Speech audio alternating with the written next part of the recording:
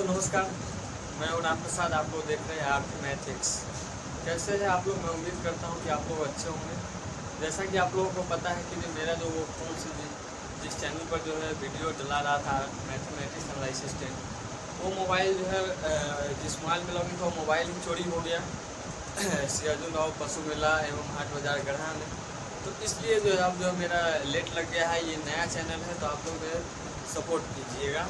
तो अभी जो हम बात करने वाले वो मुद्दा क्या है, तो वो गुणनखंड बारे में। तो कि गुणनखंड कैसे निकाले। गुणनखंड में जो अक्सर जो क्लास 10 में भी पूछा जाता है और बच्चे कहाँ पे गलती कर बैठते हैं, उस चीज़ों को हम लोग आज समझते हैं। जैसा कि यहाँ पे सवाल दिया है कि x² + 5x - 24। यह सवाल जो है क्लास 9 का जो पेपर हुआ है उसका सवाल है। उसमें देखे हैं तो बच्चा सब क्या करता है तो गलत कर देता है। लेकिन आइए हम लोग समझते हैं कि बच्चा सब जो गलत जो करता है वो गलत कहाँ पे करता है। यहाँ पर देखिए, बच्चा कुछ सोचता समझता नहीं है और डायरेक्टली वहाँ जाकर टिक लगा देता है। अगर मैं यहाँ पे अगर एग्जाम में जो है ऑप्शन भी दिया जाता है तभी बच्चे क्या करते हैं कि गलत कर देते हैं। लेकिन अगर ऑप्शन दिया जाता है तो ऑप्शन से निकालना एकदम आसान ही हो जाता है। लेकिन और आइए हम लोग इसको पूर्ण रूप से विश्लेषण करके समझते हैं। तो आइए यहाँ पर जो होता है क्या होता है, एक होता है जड़ वाला पद। यहाँ पर क्या होता है, एक होता है चर वाला पद और एक होता है क्या चीज, एक होता है अचर वाला पद, है ना। एक होता है अचर पद, ये वो चर पद होता है और एक क्या होता है वो अचर पद होता है। तो चर पद क्या होता है और अचर पद। तो चर पद जो होता है जिसमें जो है ABCD का कोई भी एक लेटर लगा होता है संख्या के साथ, तो वो क्या होता है तो चर पद होता है, चर का मान होता है। और जिसके साथ नहीं रहता है ABCD का कोई भी लेटर, वो क्या होता है तो अचर पद होता है। जैसा कि यहाँ पे सवाल में दिया है मेरे भाई, यहाँ पर जैसे x² + 5x - 24। तो यहाँ पे हमें क्या करना है वो जरा ध्यान से देखिएगा। इस यहाँ पर देखिए, यहाँ पर देखिए डायरेक्टली हम क्या करेंगे, फर्स्ट वाला और लास्ट वाला, फर्स्ट वाला और लास्ट वाला, फर्स्ट वाला और लास्ट वाला को हम डायरेक्ट गुना करेंगे। ठीक है, गुना करेंगे। अभी हम मान लेते हैं तंका देर के लिए यहाँ पर x कुछ नहीं है। तंका देर के लिए हम मान लेते हैं x कुछ नहीं। यहाँ पर देखिए केवल यहाँ पे देखिए माइनस है और यहाँ पे इसके पीछे प्लस है। गुना करने पर हमको कितना आ रहा है तो -24 आ रहा है। और जोड़ने और घटाने पर कितना आना चाहिए, तो एक बात समझ लीजिए, जब भी अगर -24 कब आया होगा, जब ये माइनस गुने प्लस रहा होगा या प्लस गुने क्या रहा होगा, माइनस रहा होगा, या कोई संख्या माइनस में रहा होगा या बाद वाला संख्या प्लस में, या पहले प्लस वाला तो बाद वाला माइनस में, है ना। तो आइए समझिए, कोई ऐसा ही सोचिए, ऐसा नंबर सोचिए जिसमें जो है उसके बीच का अंतर जो है कितना आ सकता है। तो सबसे पहले हम यहाँ पे समझते हैं कि 24 कितना तरीका से आ सकता है। सबसे पहले यहाँ पर हम अगर बात करें तो 6 × 4 आ सकता है, 12 × 2 आ सकता है ना, 12 × 2 आ सकता है। और इसके बाद अगर हम बात करें तो 8 × 3 आ सकता है, 8 × 3 आ सकता है। और अगर हम बात करें तो क्या हो सकता है, तो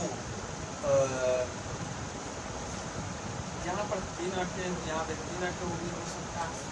अब आइए समझते हैं, सबसे पहले इस चीज़ को पता लगाइए, है ना। तो कितना तरीका से 24 अभी हम माइनस को तंगा देर के लिए बोल रहे हैं, कितना तरीका से 24, यहाँ पे 4 तरीका से। तो आइए समझते हैं। यहाँ पर देखिए, अगर इस बीच का डिफरेंस अगर जानते हैं तो 6 में से अगर हम इसका बीच का डिफरेंस कितना है तो 2 है। इसका मतलब ये हमारा क्या हो सकता है, ये नहीं हो सकता है। और अगर दूसरा नंबर बात करें तो 12 का और 2 के डिफरेंस कितना का हो सकता है, तो यहाँ पे 2 का डिफरेंस इसका तो ये भी नहीं हो सकता है।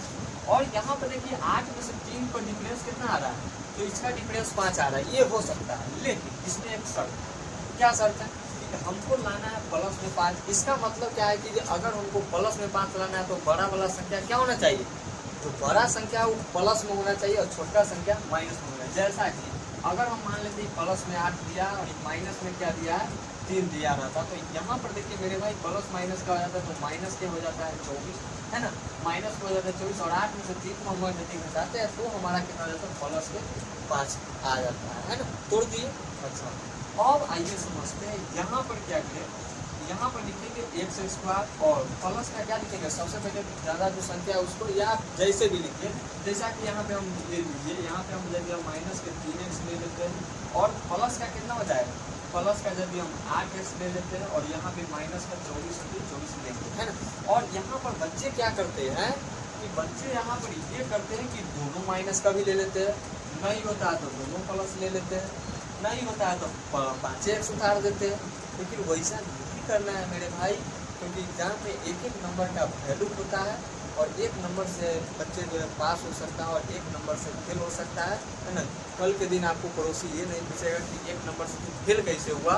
यहाँ पर देखिए, यहाँ पे एक नंबर का मतलब कि आप पास और फेल का मतलब होता है। इसीलिए यहाँ पर देखिए कि क्या हो जाएगा, जब हम यहाँ पर देखिए या प्लस पहले 8x लिखिए या माइनस लिखिए, है ना, बात बरोबर है। यहाँ पर देखिए अब यहाँ दो को हम पेयर करेंगे, यहाँ पे दो लोगों को हम बांट देंगे अलग अलग भुजाओं में, है ना। अब यदि हम बांटे यहाँ पर तो हमारा क्या हो जाएगा, ये दो है, यहाँ पे देखिए दोनों में एक है और x है, दोनों में x कमा ले सकते हैं। कमा लेने का मतलब दोनों में से हम मटेरियल को निकाल सकते हैं। मेरे भाई अगर हम एक्स स्क्वायर कमा लेते हैं तो यहाँ पर नहीं हो पाएगा ना, क्योंकि यहाँ पर ओनली फॉर क्या है, एक्स है। यदि हम यहाँ पर यदि हम एक्स को कमा लेते हैं तो हमारा क्या है, एक्स स्क्वायर में से एक्स स्क्वायर जो बनता है वो एक्स गुने एक्स के बराबर से, और इसमें से यदि हम एक्स को कमा ले लेते हैं तो हमारा बचेगा कितना, तो एक्स बचेगा और माइनस के हमारा जो एक्स जो आ गया वो कितना आ गया, यहाँ पर 3 आ गया, है ना।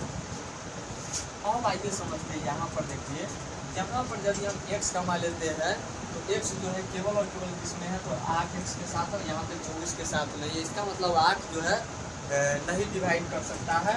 अब यदि हम इसके बाद अगर जब बात करें तो यहाँ पर देखिए, अगर हम 8 यदि कमा लेते हैं तो 8 से जो है दोनों के दोनों संख्या कर रहा है, तो यहाँ पर देखिए, यहाँ पे प्लस में कितना ले लेंगे 8, और यहाँ पर प्लस होगा या माइनस, ये आपको निश्चित है कि ये लेना ही चाहिए, नहीं लीजिएगा तो फिर सवाल गलत बन जाता है ना। यहाँ पर यदि हम प्लस के 8 कमा लेते हैं तो प्लस की जब 8 कमा लेंगे तो बच गया मेरा 1, और इसके बाद ही प्लस माइनस क्या हो जाएगा, माइनस, और 8 3 24। अगर आपका यदि गुणनखंड अगर सही रहेगा तो ये बीच का दोनों नंबर क्या रहेगा, सेम रहेगा, है ना। अगर गलत रहेगा तो ये दोनों बीच का नंबर क्या रहेगा, गलत रहेगा, आपको नहीं आएगा। तो यहाँ पर देखिए, जब हम इसको क्या करेंगे, ये वाला प्लस को एक साथ मिला देंगे x प्लस 8 को, और ये दोनों में से दोनों को लिख लेंगे x माइनस 3 को। यहाँ से ये मेरा क्या हो गया, ये जो है आंसर आ गया। अगर यहाँ से अगर आप मान निकालिएगा, यहाँ से x का मान जो है प्लस वाला आएगा और एक माइनस वाला आएगा, है ना। तो ये गुणनखंड रहा, है ना। अगर आप लोग को यह समझ में आया होगा तो इस सवाल को जो है आप लोग जो है जवाब दीजिएगा, x square plus 2x plus 1। इस सवाल में जो है आप लोग जो है आंसर आप लोग जो है कमेंट में बताइएगा अगर समझ में आ गया होगा तो। अगर आप लोग को यह वीडियो कैसा लगा, उम्मीद करता हूँ कि आप लोगों को अच्छा होगा और समझ में अच्छा लगा होगा और समझ में आया होगा। तो आप लोग जो है प्लीज़ चैनल को सब्सक्राइब करके वीडियो को लाइक कर दीजिए और ज़्यादा से ज़्यादा लोगों के पास शेयर कर दीजिए। जो भी क्लास 9th और 10th में पढ़ते उस बच्चों को खास तौर पर ही शेयर कर देना ही चाहिए। चलिए इसके बाद मिलते हैं इसका नेक्स्ट वीडियो, तब तक के लिए जय हिंद, बाय बाय।